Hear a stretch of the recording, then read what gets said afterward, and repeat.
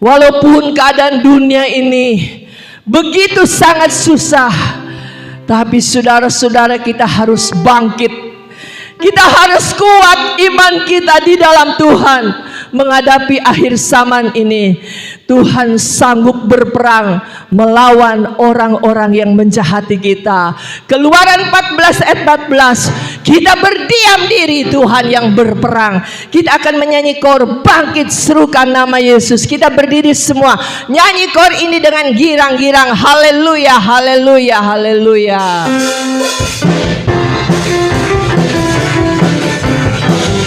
Oh amin. Haleluya, haleluya. Oh amin. Sukan nama Yesus. Oh haleluya, haleluya. Kita buat iblis gemetar. Iblis gemetar, kalahkan tipu dayanya dengan kuasa namanya. Bangkit, bangkit, sukan nama Yesus. Maju, nyatakan kuasanya. Oh amin. Iblis gemetar, kalahkan tipu dayanya dengan kuasa namanya. Nama Yesus, godaan yang kuat. Nama Yesus, kota benteng yang teguh. Nama Yesus, kalahkan semua musuh. Nama Yesus, lihat. Oh bangkit, haleluya. Bangkit, sukan nama Yesus. Maju, nyatakan kuasanya. Kita buat iblis gemetar, kalahkan tipu dayanya dengan kuasa namanya. Nama Yesus, godaan yang kuat. Nama Yesus, oh Jesus, haleluya. Nama Yesus, kalahkan semua musuh. Nama Yesus, oh nama Yesus. Nama Yesus, godaan yang kuat. Nama Yesus, kota benteng. Oh Jesus, haleluya. Oh haleluya. Wah, nama Yesus, oleh darah anak domba, oleh kuasa iblis dikalahkan. Iblis dikalahkan kuasanya. Oh Jesus, haleluya.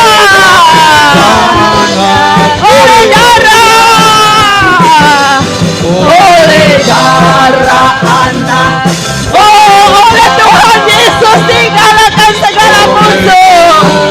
Oh Jesus, iblis dikalahkan kuasanya, dihancurkan oleh darah anak. Oleh darah anak, oleh darah anak domba, oleh kesaksian kita, iblis dihancurkan. Oh amin. Dihancurkan oleh darah anak, oleh darah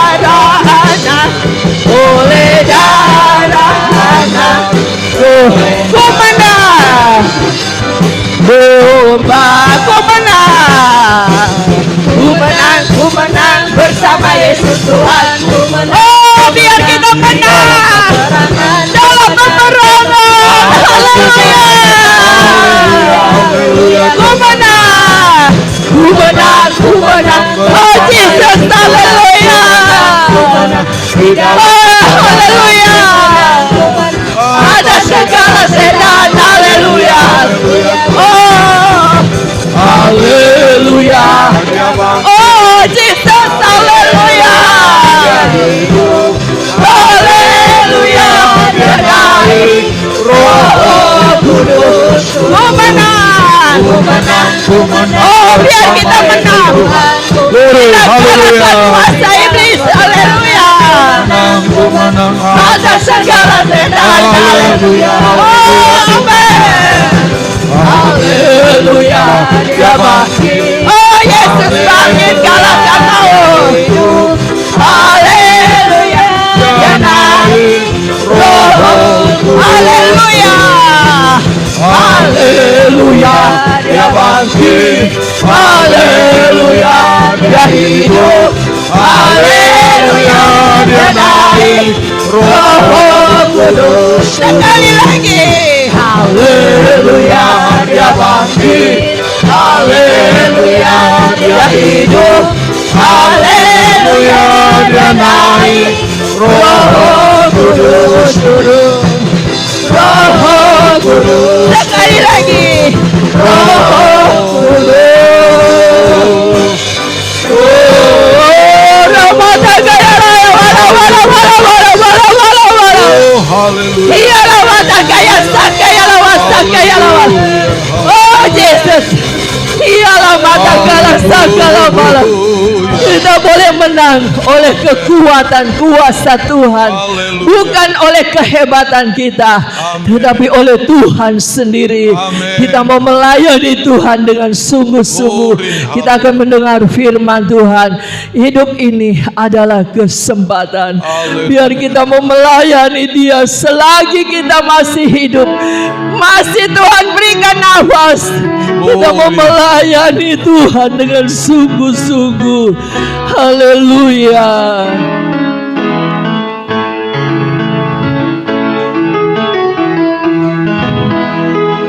Hidup ini adalah kesempatan.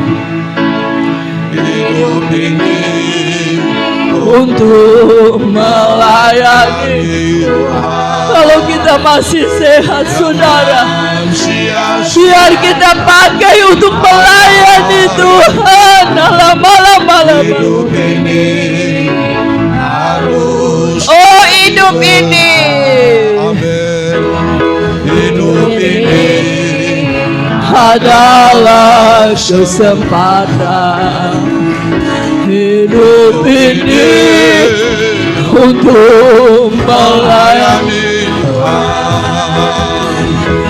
Jangan sia-siakan waktu yang Tuhan.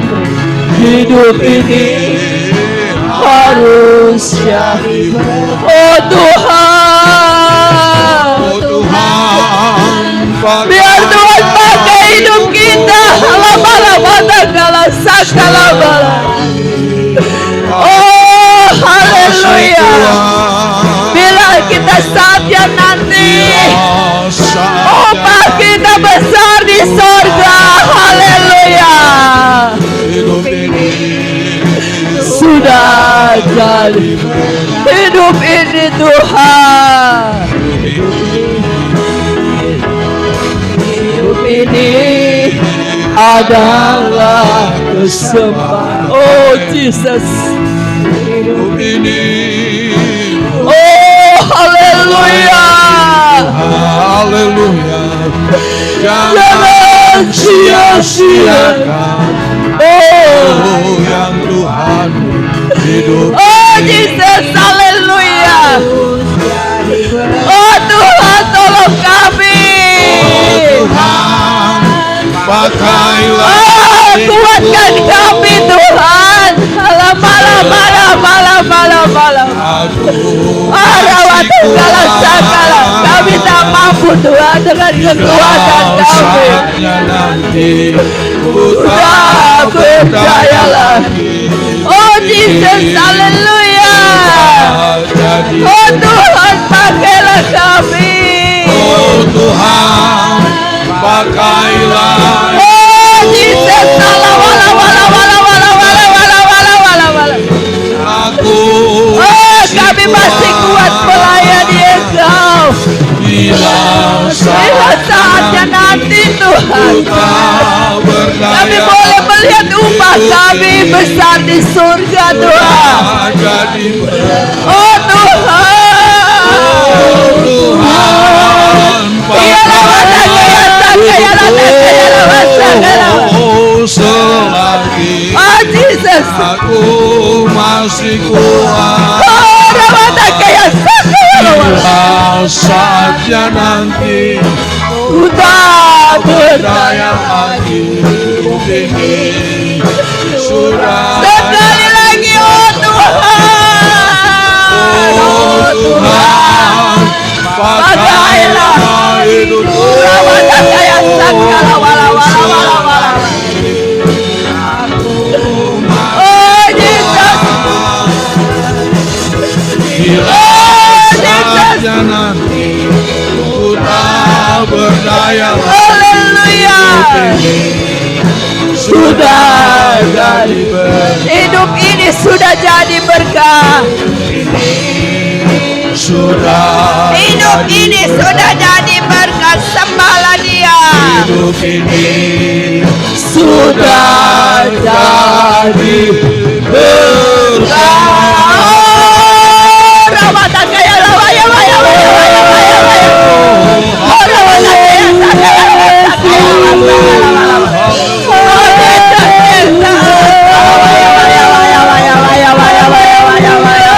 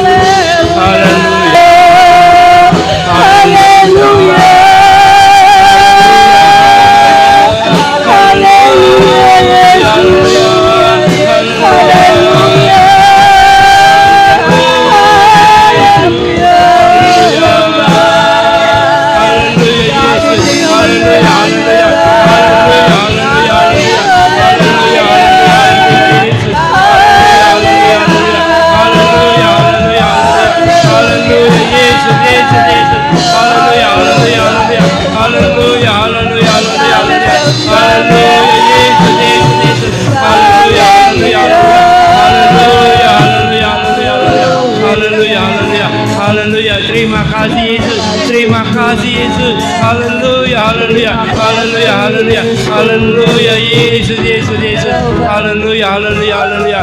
Haleluya. Hidup ini adalah kesempatan kami Tuhan untuk memuji dan memuliakan nama-Mu Tuhan. Terima kasih Tuhan. Terima kasih. Sementara kami mendengar firman-Mu Tuhan, Engkau urapi hamba-Mu Tuhan. Pakai bibir hamba-Mu menyampaikan firman-Mu Tuhan. Supaya firman-Mu Tuhan akan menjadi pelita buat kaki kami Tuhan. Supaya kami makin hari makin melangkah menyenangkan Engkau Tuhan. Menyenangkan Engkau. Supaya hidup kami menjadi berkat buat orang-orang Tuhan. Terima kasih Tuhan. Terima kasih. Maka roh-roh jahat ingin menyembuhkan kami hati, kami usir, kami tengking tolak di dalam nama Yesus Tuhan. Kami akan duduk diam mendengar firman-Mu dalam nama Yesus. Haleluya. Haleluya. Haleluya.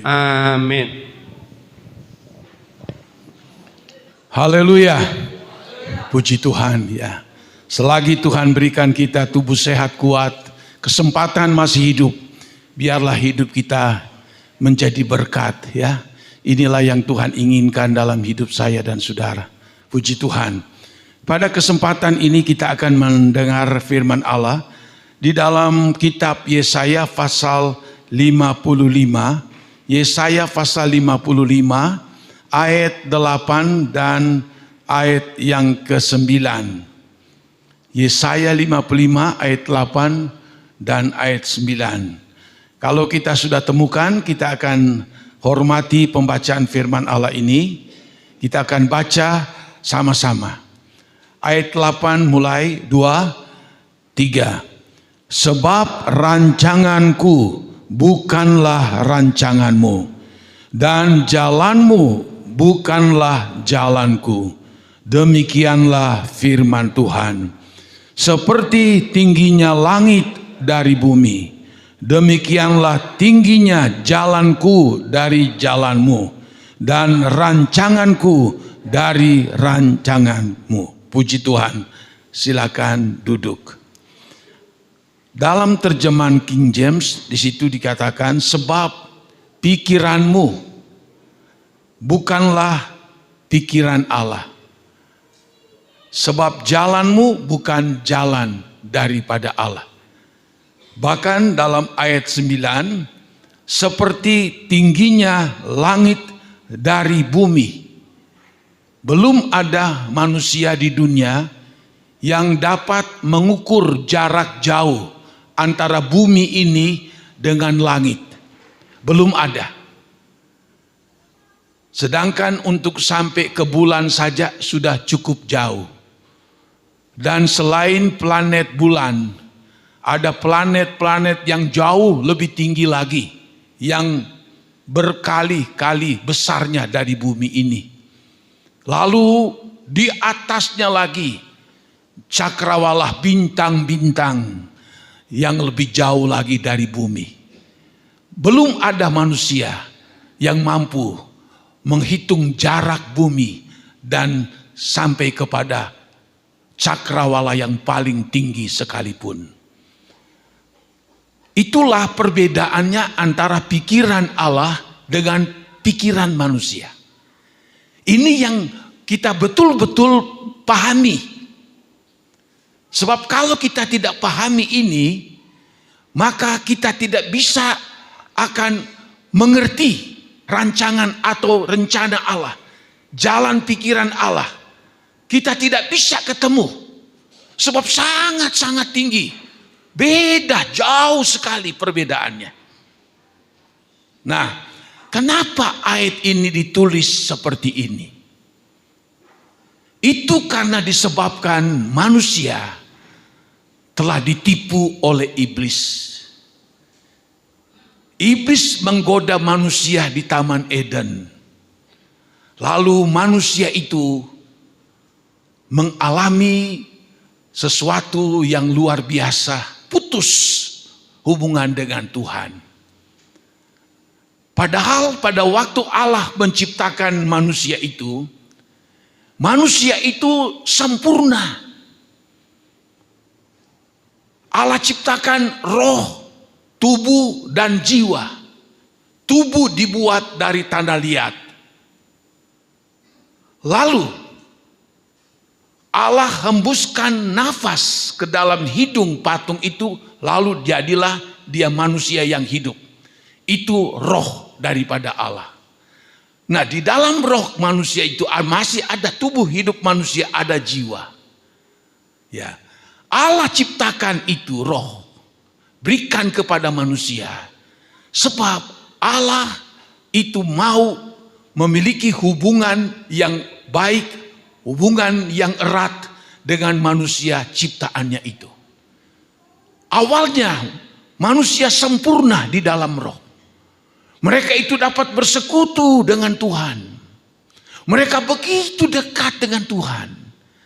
Baru mendengar langkah saja di Taman Eden, Adam dan Hawa sudah tahu, wah ini langkah dari Tuhan. Begitu pekahnya mereka. Karena mereka memiliki hubungan yang begitu intim. Karena mereka memiliki roh. Lalu dalam jiwa manusia itu adalah intelektual manusia, dan ada keinginan manusia, dan ada emosi. Waktu itu Allah ciptakan ini manusia pertama, Adam. Begitu luar biasa, sempurna daya pikirnya. Begitu hebat sekali. Sebab kalau kita baca di dalam Kejadian 1 ayatnya yang ke-28, di situ firman Allah katakan begini kepada yang diciptakannya ini. Allah memberkati mereka, itulah manusia pertama. Lalu Allah berfirman kepada mereka, beranak cuculah dan bertambah banyak. Penuhilah bumi dan taklukkanlah itu. Penuhilah bumi dan taklukkanlah bumi itu, dan berkuasalah atas ikan-ikan laut dan burung-burung di udara dan di atas segala binatang yang merayap di bumi.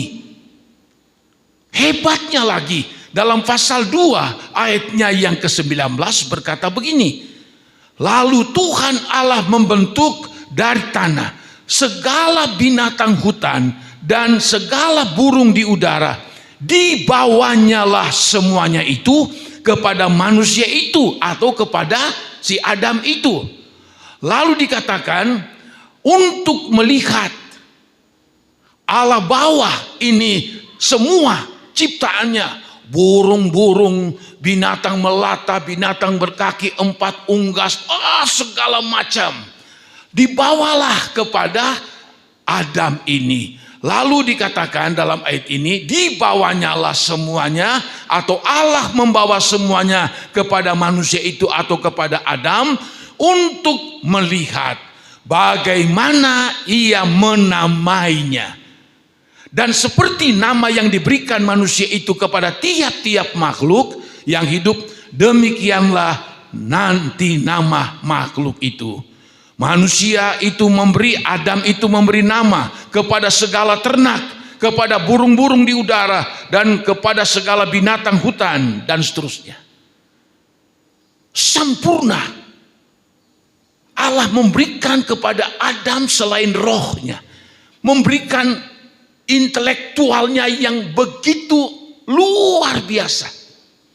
Begitu pintar sekali si Adam ini. Bayangkan saja, mulai dari binatang berkaki 4, dari binatang yang kecil sampai kepada binatang yang paling besar. Wow, tidak terhitung jumlah daripada binatang berkaki 4 itu. Allah perlihatkan kepada Adam. Lalu Allah bawa burung-burung di udara, kecil, besar, semuanya. Binatang-binatang yang melata, sampai kepada hal-hal yang terkecil. Itu berapa banyaknya, saudara-saudara? Tidak terhitung. Kalau kita memikirkan berapa banyak unggas di udara, dari yang kecil sampai besar, kita punya otak ini tidak mampu. Kita hitung semua binatang. Monyet saja sudah banyak sekali, banyak jenisnya. Lalu sampai ke ikan-ikan. Sampai kepada binatang yang kecil-kecil. Dibawa kepada Adam. Lalu untuk dilihat oleh Adam. Lalu setelah itu Tuhan, ayo kamu bikin apa semua ciptaanku. Lalu dialah yang memberi nama kepada binatang-binatang itu.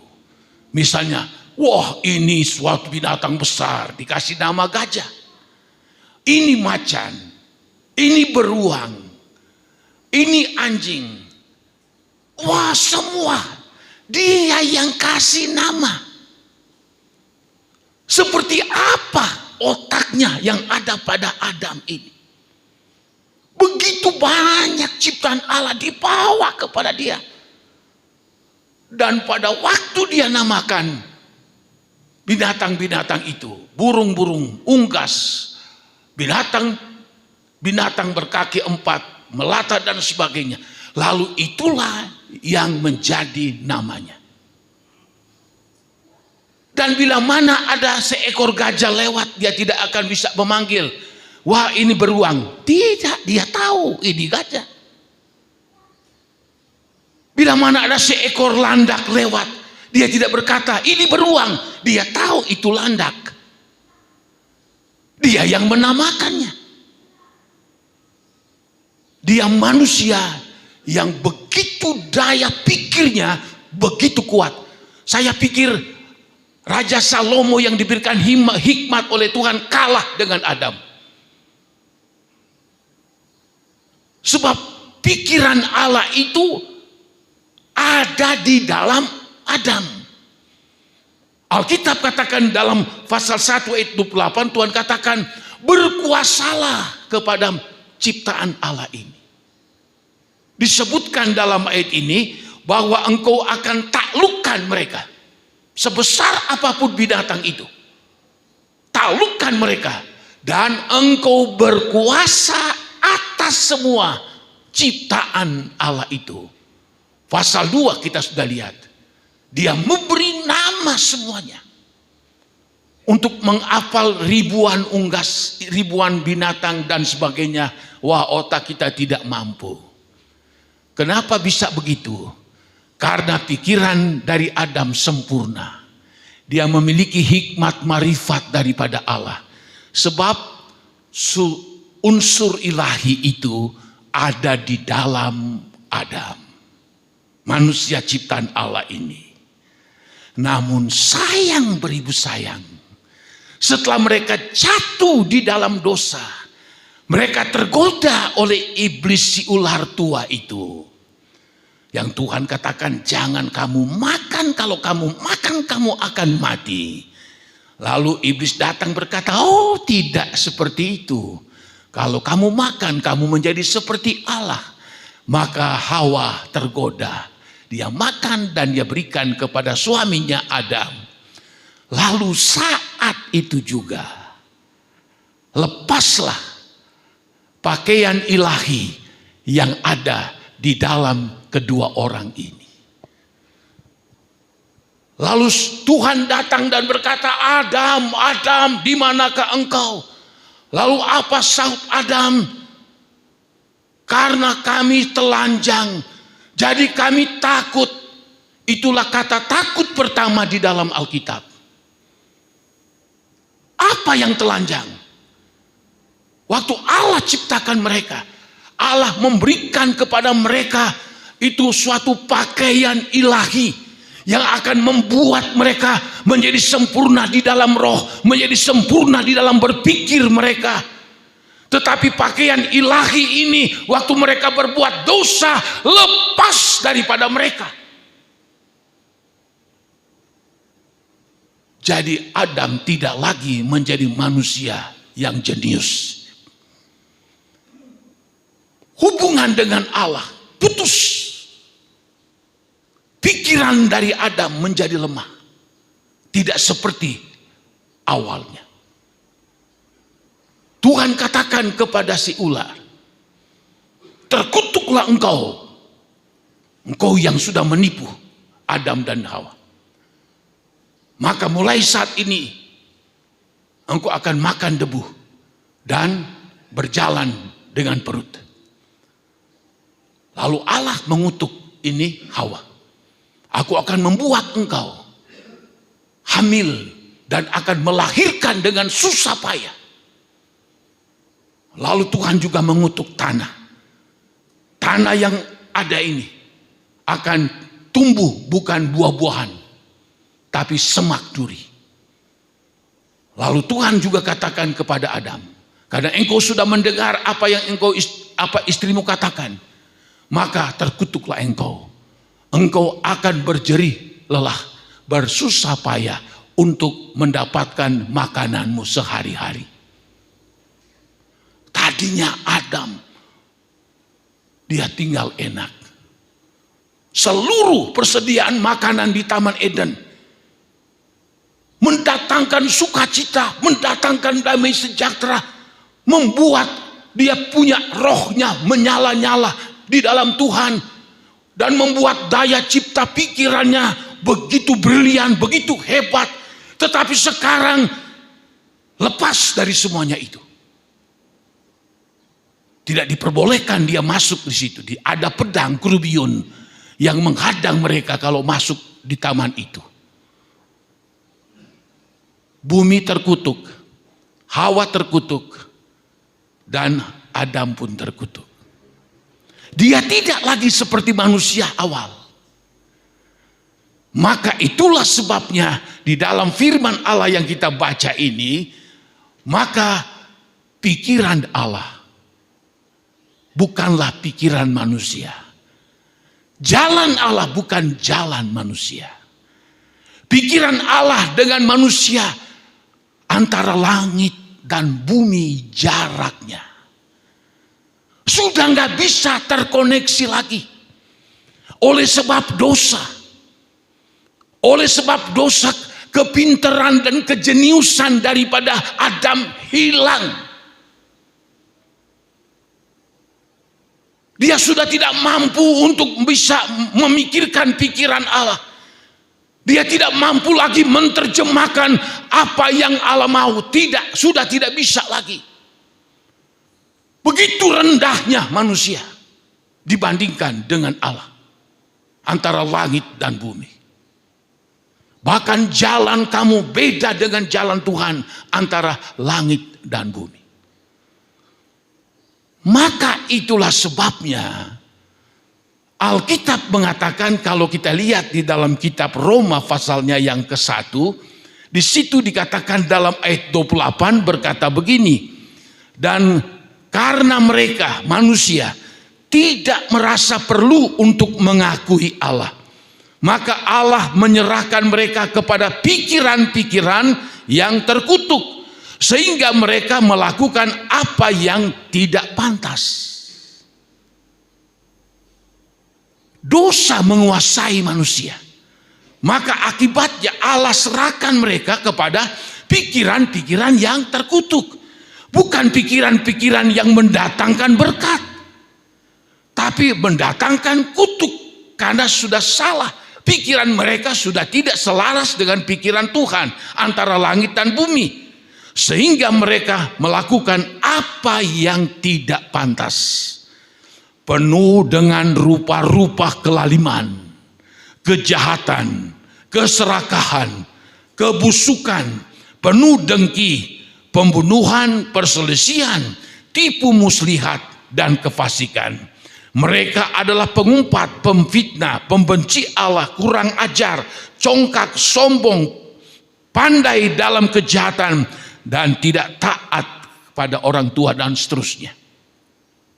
Dahsyatnya manusia putus hubungan dengan Tuhan.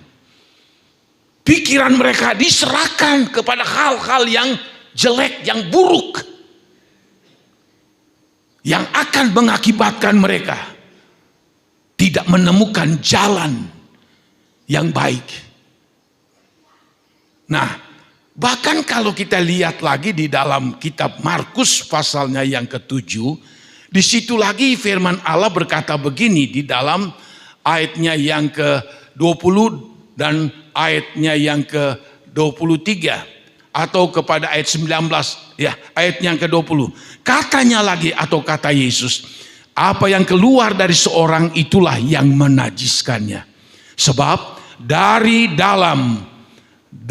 hati orang timbul segala pikiran jahat, percabulan, pencurian, pembunuhan, perzinahan, keserakahan, kejahatan, kelicikan, hawa nafsu, iri hati, hujat, kesombongan, dan kebebalan. Semua hal-hal jahat ini timbul dari dalam dan menajiskan orang. Ini kata Tuhan Yesus. Dari dalam hati manusia muncul segala pikiran-pikiran yang jahat. Sudah tidak bisa terkontrol lagi. Karena pikiran manusia sudah dikuasai oleh si pembinasa. Itulah kuasa kegelapan. Dengan dosa itu membuat tidak ada lagi hubungan dengan Allah. Manusia sulit untuk menjangkau apa keinginan Tuhan, apa maunya Tuhan. Itulah yang terjadi dalam dunia ini. Kalau kita lihat orang-orang dunia, mereka tidak memikirkan tentang Tuhan, tentang keselamatan, tentang hidup yang kekal. Seperti yang ditulis di dalam kitab Roma pasal 1, kalau saudara baca terus ayat-ayat itu, di situ firman Allah jelas sekali mengatakan mengenai tabiat daripada manusia yang sudah jatuh di dalam dosa. Mereka telah dikuasai oleh iblis. Dan mereka melakukan perbuatan-perbuatan yang terkutuk, perbuatan-perbuatan yang jahat, perbuatan-perbuatan yang melawan akan Tuhan. Akan menjadi sulit untuk dibendung. Sulit untuk dibendung. Maka itu sebabnya kita lihat di sekeliling kita. Kita lihat di berita-berita. Kita lihat apa yang terjadi di muka bumi. Kejahatan demi kejahatan. Makin merajalela. Bahkan Alkitab sudah memberitahu dalam 2 Timotius 3. Pada akhir zaman. Maka manusia akan mengalami banyak-banyak kesukaran dan kesulitan dan penderitaan.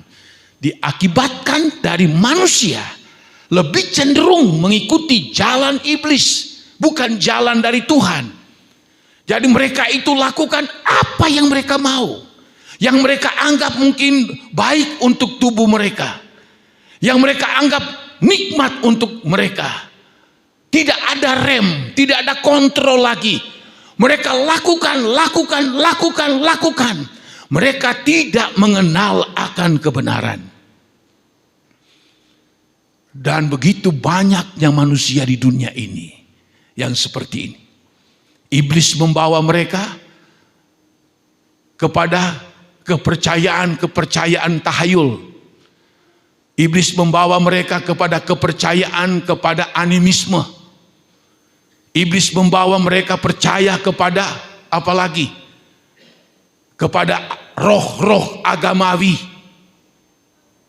yang tidak membawa orang kepada keselamatan. Banyak kita lihat di muka bumi ini. Sekarang penduduk dunia terbanyak bukan lagi Cina, tapi India. Penduduk besar India mungkin sudah 1,4 miliar. Mayoritas penduduknya agama Hindu. Yang begitu banyak Allah atau begitu banyak Tuhan. Banyak sekali. Lalu kita lihat agama Buddha. Tidak sedikit. Iblis belokkan mereka kepada jalan-jalan yang mereka anggap itu mungkin baik. Tetapi akhirnya menuju kepada kebinasaan. Iblis membawa mereka kepada paham-paham ideologi dunia ini. Seperti kita lihat komunis. Ideologi agama. Yang dipertahankan begitu teguh, begitu kuat. Bahkan pun orang Kristen yang diperkirakan mungkin 2,6, 2,7 miliar di dunia ini. Banyak sekali orang Kristen yang salah dalam menjalani hidup kekristenan mereka. Mereka jauh dari Tuhan. Mereka berkompromi dengan dosa, berkompromi dengan kejahatan. Kita banyak tahu dari berita-berita penduduk Amerika, penduduk Eropa yang mayoritas Kristen. Tetapi sekarang ini kekristenan di sana merosot. Begitu juga di negara-negara barat. Dialihkan untuk apa? Tidak percaya kepada kekuasaan Tuhan. Tidak lagi percaya kepada kebenaran dari Tuhan. Sebab pikiran mereka itu sudah dirusak. Bahkan di dalam 1 Korintus 4 ayat 4 di situ firman Allah katakan bahwa orang tidak percaya lagi akan Injil Kristus sebab mereka dibutakan oleh ilah zaman ini. Apa itu ilah zaman? Ilah zaman itu adalah iblis. Dan ilah zaman itu apa? Itu orang mengilahkan akan kepintaran manusia. Mengilahkan harta kekayaan. Diilahkan bukan lagi Tuhan yang dijadikan Tuhan, tetapi mengilahkan ilah-ilah zaman ini. Itu kita bisa lihat dalam dunia ini. Kejahatan tidak bisa dibendung, dosa tidak bisa dibendung. Begitu dahsyatnya pikiran manusia yang telah dirusak oleh si iblis ini. Bahkan pun kita sebagai orang yang sudah percaya kepada Tuhan, kita harus tahu, kalau kita membiarkan jalan pikiran kita dengan sesuka hati kita, semaunya kita, pikiran-pikiran kita ini bisa akan menjerumuskan kita. Makanya jangan sampai kita mendengar firman Tuhan dan kita menerimanya dengan logika kita. Tidak akan ketemu. Tidak bisa. Logika manusia tidak mampu untuk dapat apa? Mengerti kebenaran Allah. Sekuat apapun manusia, oh saya pinter, saya bisa memahami apa ini itu dan sebagainya, atau dia pakai logikanya sendiri untuk menerjemahkan kebenaran firman Allah itu menurut keinginannya, menurut apa yang dia mau, bukan menurut akan Tuhan. Ini yang banyak terjadi dalam kehidupan orang Kristen. Sehingga kalau sudah menjadi seperti itu, maka dia akan sulit sekali dalam melakukan segala kehendak-kehendak daripada Allah. Dia sulit sekali menuruti akan perintah-perintah daripada Tuhan. Sebab dia itu menerjemahkannya menurut akal, menurut logikanya sendiri. Ini sangat berbahaya. Banyak orang Kristen yang berkompromi dengan hal ini. Banyak orang Kristen yang berkompromi dengan dosa dan dengan kejahatan ini. Makanya dalam 2 Korintus juga di situ dikatakan, jangan kita berkompromi dengan dunia ini. Jangan kita berkompromi dengan ajaran-ajaran setan-setan. Jangan kita berkompromi dengan berhala-berhala, sebab banyak berhala di dalam dunia ini. Kita harus tampil sebagai seorang yang percaya kepada Tuhan. Kita harus tampil sebagai seorang yang sungguh-sungguh, meskipun harus memikul salib, meskipun harus menyangkal diri, tapi mentaati akan firman daripada Tuhan. Nah, melihat semua kejadian-kejadian yang seperti ini, kalau pikiran manusia jauh lebih tinggi dari langit dan bumi, lalu bagaimana kita bisa memahami kehendak dari Tuhan? Tentu kita rindu sekali supaya satu saat kita mati atau Tuhan datang, kita akan dipindahkan ke langit baru dan bumi yang baru, yang seluruhnya berisi kebenaran, kemuliaan, dan kekekalan untuk selama-lamanya. Maka itulah sebabnya ada jalan keluar yang Allah berikan kepada setiap orang yang mau diselamatkan. Allah ingin, kalau kita lihat di dalam Efesus 4 ayatnya yang ke-23, di situ firman Allah katakan begini. Efesus 4 ayat 23.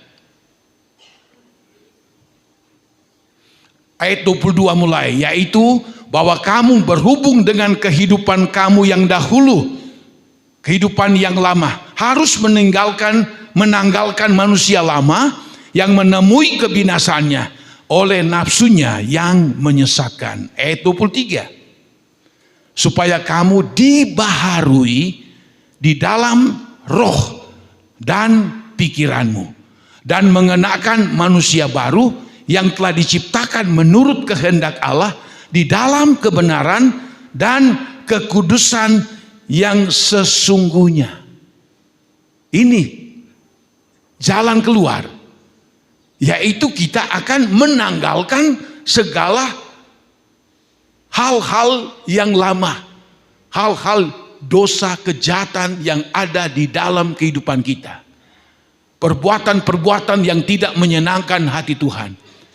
Segala tindakan kita yang tidak mau melakukan kehendak Allah, segala tindakan kelakuan kita yang hanya memakai logika kita manusia, ditanggalkan. Dikatakan dalam ayat ini, nah, Di sini dikatakan yang menemui kebinasaannya oleh nafsunya yang menyesatkan. Semua itu akan menuju kepada kebinasaan. Lalu di dalam ayat ini, supaya kamu dibaharui di dalam roh dan pikiranmu. Kok tidak termasuk tubuh? Ya tubuh ini kan mati nanti. Lalu yang percaya diobakan, yang tidak ya binasa. Roh dan pikiran. Yesus berkata kepada Nikodemus, guru besar orang Yahudi. Dia datang pada waktu malam, dia ingin masuk sorga. Lalu Tuhan katakan, kalau engkau tidak dilahirkan di dalam air dan roh, engkau tidak masuk dalam kerajaan Allah. Guru besar ini berkata, wow, bagaimana mungkin aku sebesar ini masuk kembali dalam rahim ibuku, lalu akan dilahirkan? Tidak mungkin. Yesus kembali ulang, orang yang tidak lahir dalam roh dan air dalam roh tidak masuk dalam kerajaan sorga. Apa artinya? Waktu Yesus dia dibaptiskan di sungai Yordan, lalu Roh Kudus turun menyerupai seekor burung merpati.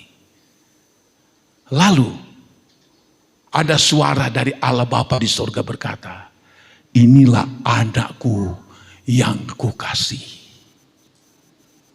Luar biasa.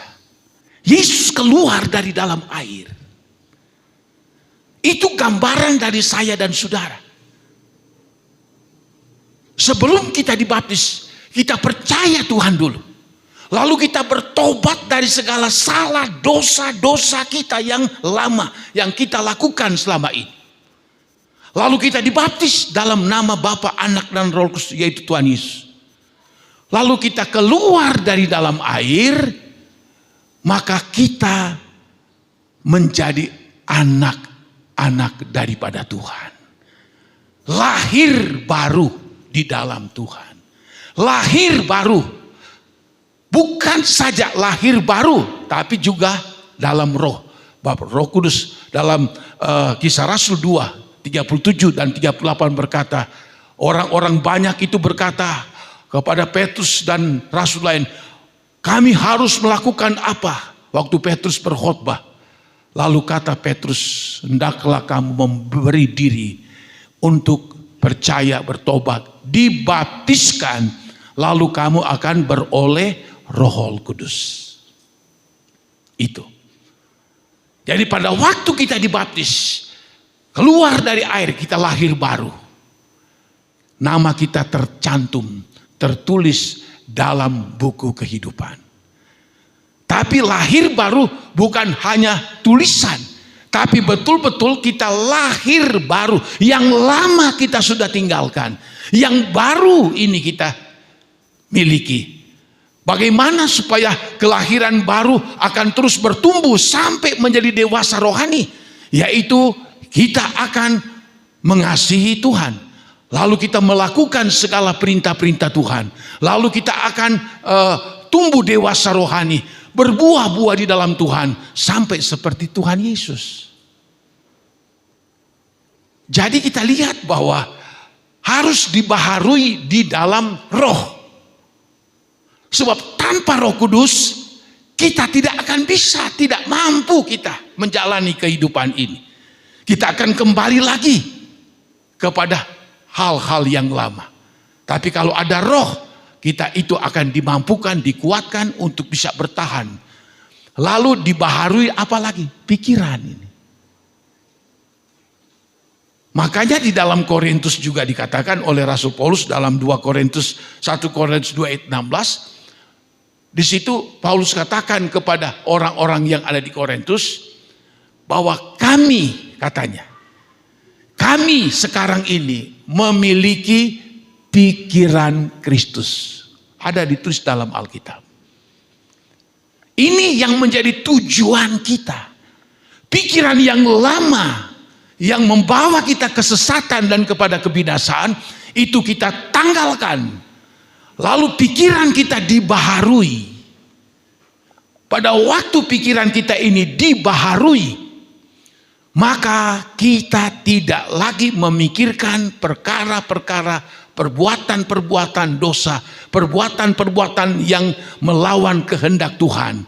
Kita akan tunduk kepada pimpinan dan kehendak daripada Tuhan. Roh kita dibaharui, pikiran kita dibaharui. Ini yang sangat sulit, sebab pikiran ini seringkali susah untuk ditaklukkan.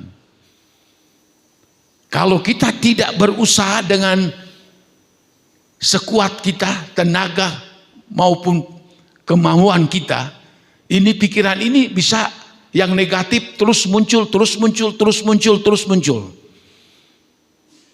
Makanya dalam kitab Filipi pasal 4 di situ dikatakan, tidak apa kita baca itu sebab ini penting. Filipi pasal 4 dalam ayatnya yang ke 7 mulai begini. Filipi 4 ayat 7, damai sejahtera Allah yang melampaui segala akal akan memelihara hati dan pikiranmu dalam Kristus Yesus. Damai sejahtera adalah buah Roh Kudus. Kalau ada damai sejahtera, ada Roh Kudus dalam diri kita, kita akan dipenuhi dengan damai sejahtera Allah.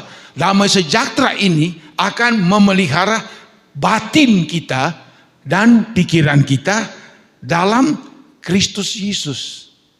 Lalu ayat 8, jadi akhirnya saudara-saudara semua yang benar, semua yang mulia, semua yang adil, semua yang suci, semua yang manis, semua yang sedap didengar, semua yang disebut kebajikan dan patut dipuji, pikirkanlah semuanya itu. Roh kita dibaharui, pikiran kita dibaharui, maka kita akan memikirkan perkara-perkara apa? Perkara-perkara yang benar kita pikirkan, bukan lagi jahat, bukan lagi kebencian, bukan lagi iri hati, bukan lagi ketamakan, bukan lagi yang lain-lain. Yang kita pikirkan adalah yang mulia-mulia. Mengenang Alkitab katakan kita akan mendapat tempat yang indah, sorga yang mulia. Kita akan memikirkan apa? Semua yang adil. Yang tidak adil kita tanggalkan. Adil kepada Allah terutama, adil dalam rumah tangga, dalam kehidupan kita. Kita memikirkan semua yang suci, semua yang kudus, ajak bae sing kotor, bae sing dipikiri. Jangan pikiran kita dicemari dengan pikiran-pikiran yang najis pikiran kita. Pikirkanlah perkara-perkara yang suci. Ini masalah banyak terjadi dalam kehidupan orang Kristen. Lalu dikatakan, pikirkan semua yang manis. Kata manis ini bukan manis gula. Bukan. Kata yang manis ini sifat yang manis, perangai yang manis, karakter yang manis. Sehingga orang melihat kita, aduh hebat sekali. Manis temen ya. Pikirkanlah itu dikatakan. Lalu dikatakan, dan semua yang sedap didengar. Apa sih itu yang sedap didengar? Berarti ada yang tidak sedap didengar ini, tuh kuping. Apa-apa nyewot. Apa-apa teriak histeris. Salah setitik baik, bludak. Keluarlah kata-kata yang menyakitkan bagaikan silet. Ini seringkali muncul dalam diri kita. Kalau kita tersinggung, kalau kita tidak enak, kalau kita disakiti, maka keluarlah kata-kata yang kasar, kata-kata yang tidak enak didengar, menyakitkan untuk didengar.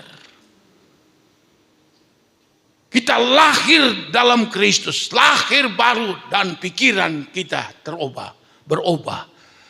Kita akan dikatakan di sini semua yang sedap didengar. Saya belajar bertahun-tahun ini sudah. Dalam rumah tangga itu tidak ada yang sempurna. Ada kekurangan saya, ada kekurangan istri, ada kekurangan suami, ada kekurangan istri. Tidak sempurnalah kita. Dulu, wow, kalau saya marah, wah sudah. Tidak kata-kata kasar, tapi marah banget. Tapi berjalannya waktu, apalagi kalau kata-kata yang kasar, kata-kata yang tidak enak didengar, kata-kata kebun binatang, wah sudah repot kalau seperti ini. Saya belajar bagaimana untuk mengatakan sesuatu yang enak didengar. Orang yang mendengar kata-kata kita juga diberkati, tidak marah dan tidak tersinggung. Kita juga merasa memberkati orang seperti ini. Enak untuk didengar. Saya perhatiin seringkali terjadi masalah ataupun dalam rumah tangga. Seringkali kalau sudah emosi, ya udah, istri mulai keluarkan kata-kata yang kasar. Dibalas juga oleh suami. Jadi saya belajar, oh ya, Alkitab sudah memberitahu kalau pikiran kita berubah, maka kita akan berkata-kata seperti Efesus katakan, biarlah perkataanmu itu menjadi berkat buat orang. Kenapa bisa jadi berkat buat orang? Karena apa? Enak untuk didengar. Seringkali saya beranalogi begini. Saya perlu belajar kepada orang-orang Solo. Orang Solo dikenal dengan kelemah lembutan mereka. Seringkali diistilahkan, kalau orang lain, suku lain diinjak aja sendale, dia akan marah luar biasa. Bahkan dia balik bisa memukul orang yang injak sendal. Tapi orang Solo itu sudah diinjak kakinya. Apa yang dia katakan kepada orang yang menginjak dia? Mas, barangkali emas itu salah menaruh kaki. Lembut sekali ngomong. Lalu si orang yang menginjak kaki itu, astaga, maaf. Itu jadi pameo orang Solo yang dikatakan lembut. Ini kita perlu pelajari. Seringkali terjadi masalah cangkem. Cangkem ini yang paling. Jadi pada pagi hari ini kita rubah cara kita berpikir. Kita akan mengatakan kata-kata dan mendengarkan kata-kata juga yang enak didengar. Amin. Itu. Lalu yang dikatakan di sini juga, dan semua yang disebut kebajikan, semua yang baik dan patut dipuji, pikirkanlah semuanya itu. Jadi ini yang kita, kalau pikiran kita sudah robah, wow, enak sekali kita jalani hidup ini. Ya, enak sekali. Nah, saudara-saudara, jadi itu yang kita lihat. Tapi kita kembali kepada Yesaya pasalnya yang ke-55 tadi. Kita lihat di sini juga menunjukkan suatu cara untuk kita bisa memahami. Dikatakan dalam ayat 6 begini firman Allah. Carilah Tuhan selama ia berkenan ditemui, katanya. Berserulah atau berdoalah kepadanya selama ia dekat. Baiklah orang fasik atau orang jahat atau orang berdosa meninggalkan jalannya. Dan orang jahat meninggalkan rancangannya atau pikirannya. Baiklah orang fasik, orang berdosa, orang jahat, tinggalkan jalan-jalannya yang berdosa jahat itu. Dan orang jahat meninggalkan rancangannya. Pikiran-pikirannya yang jahat harus dikatakan ditanggalkan. Dia harus meninggalkan semuanya itu.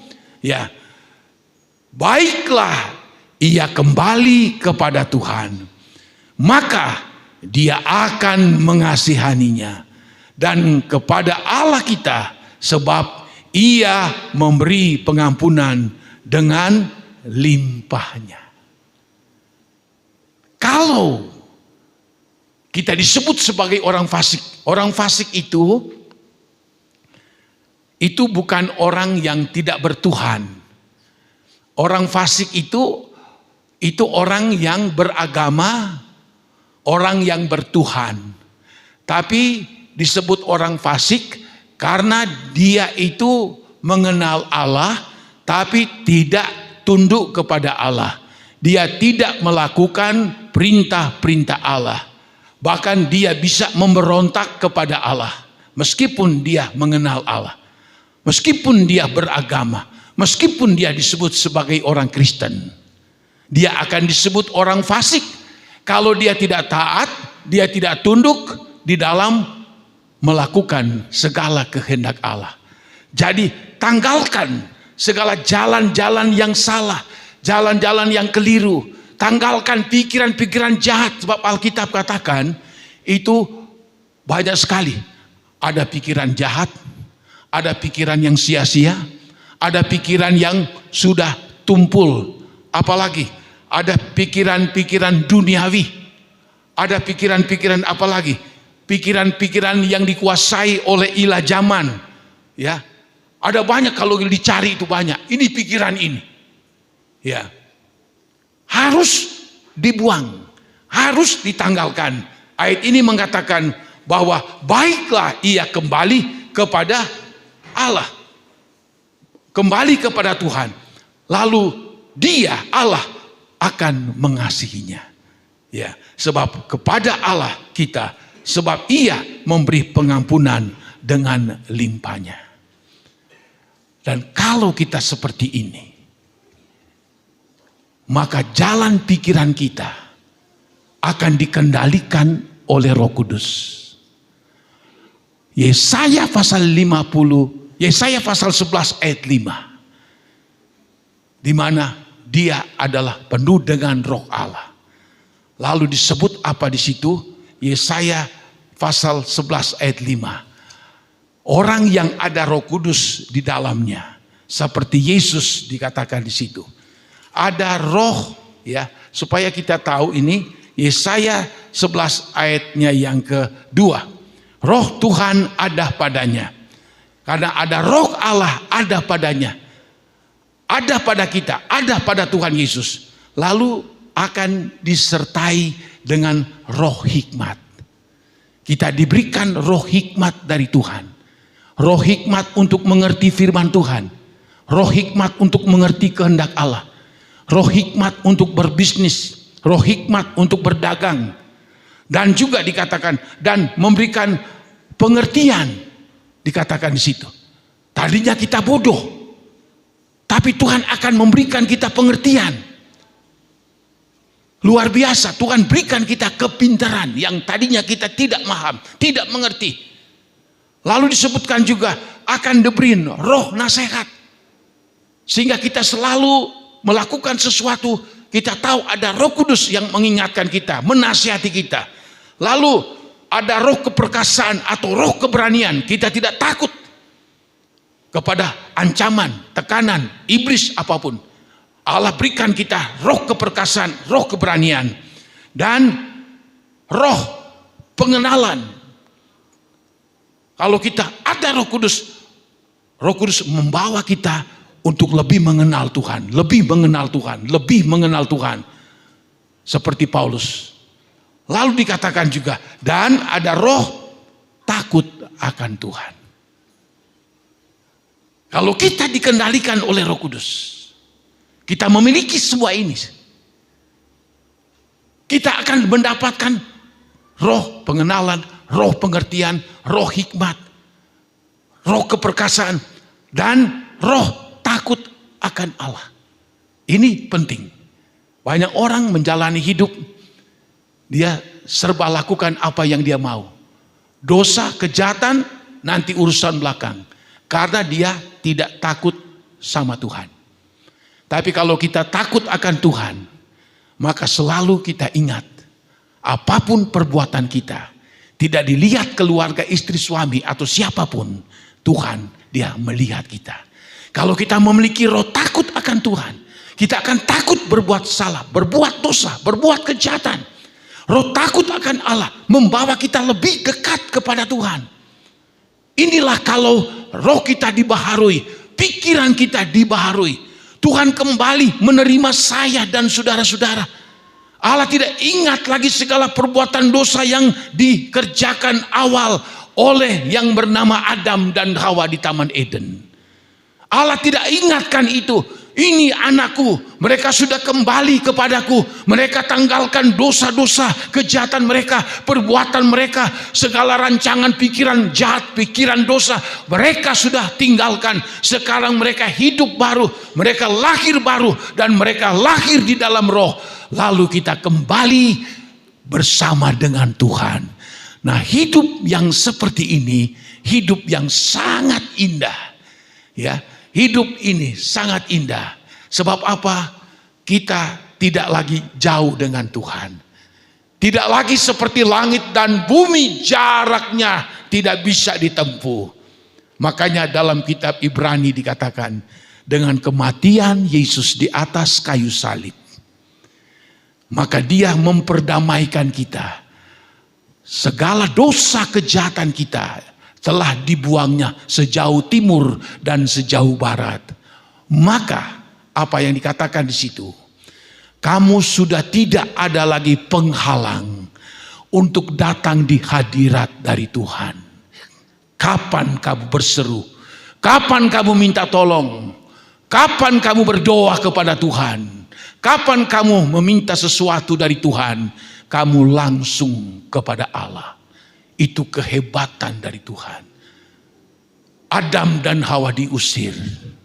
Yesus datang.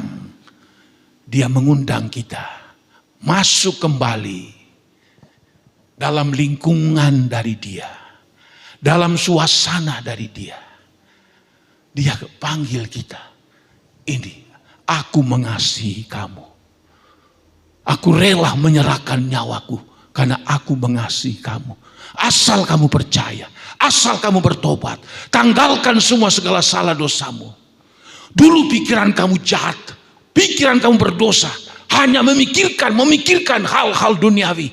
Tapi sekarang saat engkau lahir baru, engkau lahir dalam roh dan pikiranmu, aku merangkul kamu, aku mengasihi kamu. Oh haleluya. Kita menjadi umat pilihan Allah.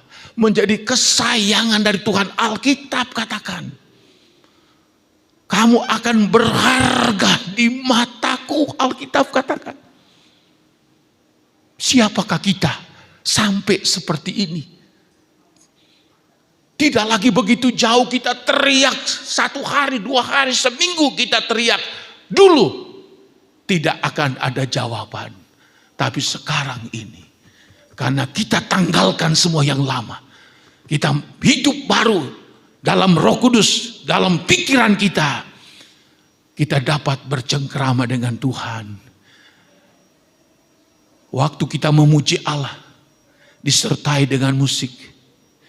Pujian penyembahan dinaikkan kepada Allah. Kita mulai merasakan hadirat dari Tuhan.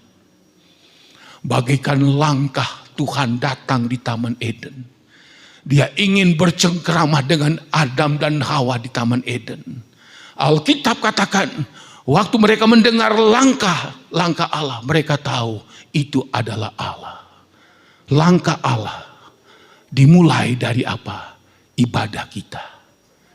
Beribadah, memuji dan menyembah Allah. Mengundang hadirat dari Tuhan. Kita akan rugi kalau kita tidak memuji dan menyembah Allah. Kita tidak mengundang langkah Allah turun menjangkau kita. Koneksi kita terputus. Sebab pujian, penyembahan dan musik itu mengundang langkah Allah, mengundang Allah turun dengan langkahnya datang kepada kita. Makanya saya juga suka sedih, ada orang memuji, menyembah Tuhan, keluar masuk, kalau dia ibu punya anak tidak masalah. Tapi ada orang gede keluar masuk lagi, menyembah lagi, memuji Tuhan. Kapan dia undang langkah Allah turun di hadiratnya untuk menjamah dia? Seringkali juga orang beribadah hanya separuh saja. Aduh, sedih saya. Saya ulangi, langkah kaki Allah itu kapan kita undang? Melalui pujian, melalui penyembahan kita dengan roh dan kebenaran.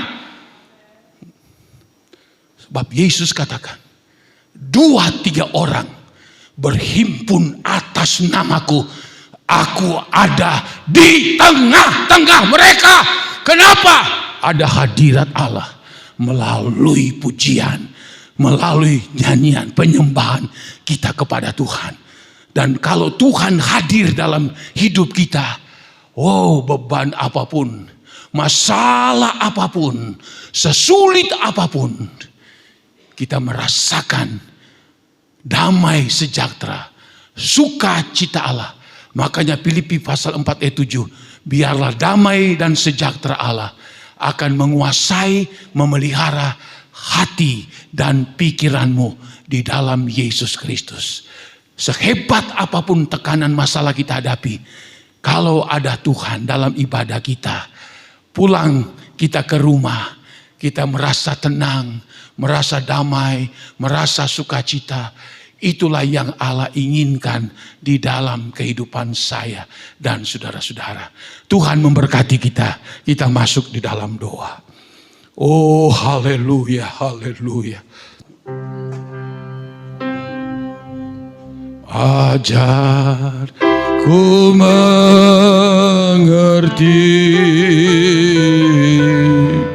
segala rencana. Oria balabas segala bayap. Ajar ku berserah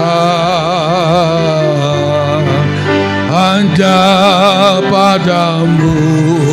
Haleluya. Pimpinlah jalanku dalam terang firman-Mu. Ajar ku berharap hanya padamu, Bapakku. Haleluya. Oh Bapakku, ajaib segala rancangan. Oh haleluya, amin. Tuhanku, heran berbuat. Oh haleluya, Engkau sanggup Tuhan. Engkau sanggup mengada. Oh haleluya, Tuhan sanggup mengadakan.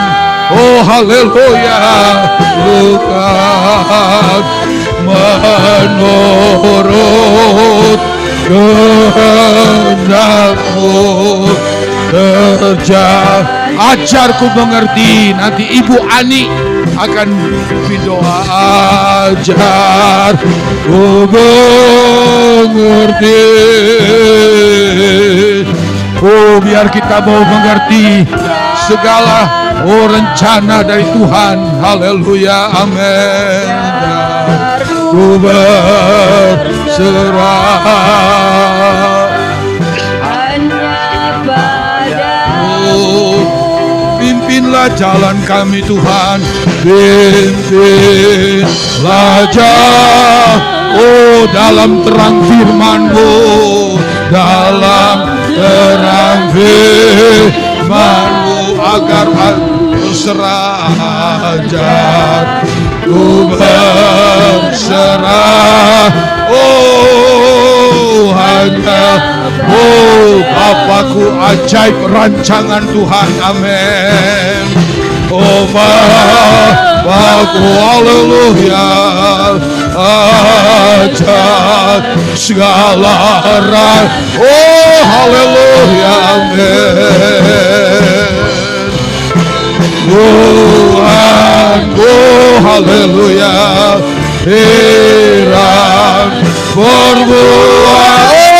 heran perbuatan Tuhan. Engkau sanggup mengadakan segala yang ku perlukan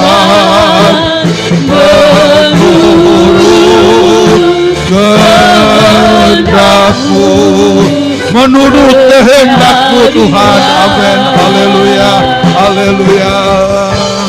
Oh menurut kehendak-Mu terjadilah.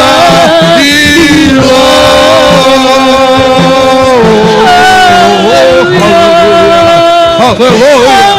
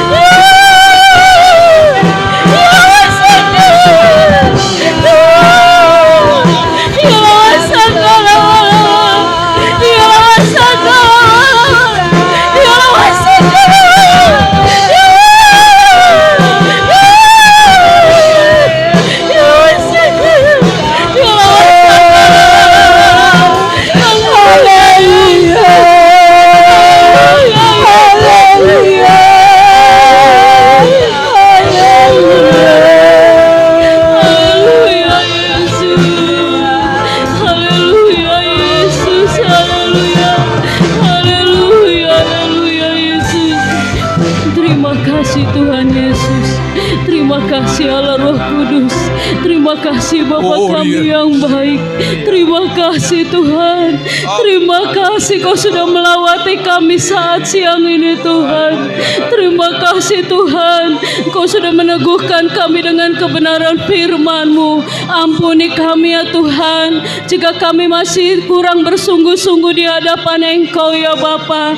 Biar kiranya saat siang ini Tuhan, firman-Mu boleh menegur kami ya Bapa, sehingga kami boleh ya Tuhan semakin lebih lagi sungguh-sungguh taat dan setia di dalam Engkau ya Bapa. Saat kami beribadah kepada Engkau Tuhan, biar kiranya Tuhan kami boleh mengundang ya Tuhan langkah-Mu untuk boleh ya Tuhan hadir di tengah ibadah kami ya Bapa. Biar kiranya Tuhan kami menyerahkan seluruh hidup kami ke dalam tangan-Mu, sebab kami tahu Tuhan rancangan-rancangan terbaik sudah Engkau sediakan bagi kami ya Tuhan. Terima kasih Tuhan, ubahlah kami ya Bapa. Setiap apapun ya Bapa yang ada dalam diri kami ya Bapa, Tuhan ubahkan kami siang ini. Baik perkataan kami Tuhan, baik perbuatan kami yang tidak menyenangkan hati Engkau, Tuhan ampuni kami ya Bapa. Biar kiranya Tuhan kami boleh ya Tuhan berkata-kata hal yang baik, yang sedap didengar, yang indah didengar, mendatangkan berkat bagi Engkau ya Tuhan. Terima kasih Tuhan Yesus, terima kasih. Terima kasih Tuhan, biarlah kebenaran firman-Mu yang sudah disampaikan ya Bapa boleh menjadi rema di dalam kehidupan kami ya Bapa. Kami boleh bertumbuh, berakar dan berbuah di dalam Engkau ya Bapa. Terpuji Terpuji-pujilah akan nama-Mu. Terima kasih Tuhan, hamba-Mu yang sudah menyampaikan kebenaran firman-Mu. Tuhan tolong ya Bapa, biar kiranya Tuhan terus pakai hamba-Mu ya Bapa. Berkati terus hamba-Mu dengan hikmat, kekuatan, kesehatan, pengurapan daripada Engkau. Terima kasih Tuhan Yesus, terima kasih Allah kami yang baik. Terima kasih Tuhan Yesus, terima kasih. Terpuji-pujilah akan nama-Mu ya Bapa. Demikian juga sebentar ya Bapa, bila mana tiba saatnya untuk kami boleh membawa ya Tuhan korban persembahan kami. Berkati tangan-tangan yang memberi ya Tuhan, balas sesuai dengan janji firman-Mu. Amin. Mengampuni kami Tuhan, salah dosa, kelemahan dan kebodohan kami. Kami sudah berdoa mengucap syukur. Haleluya. Amin.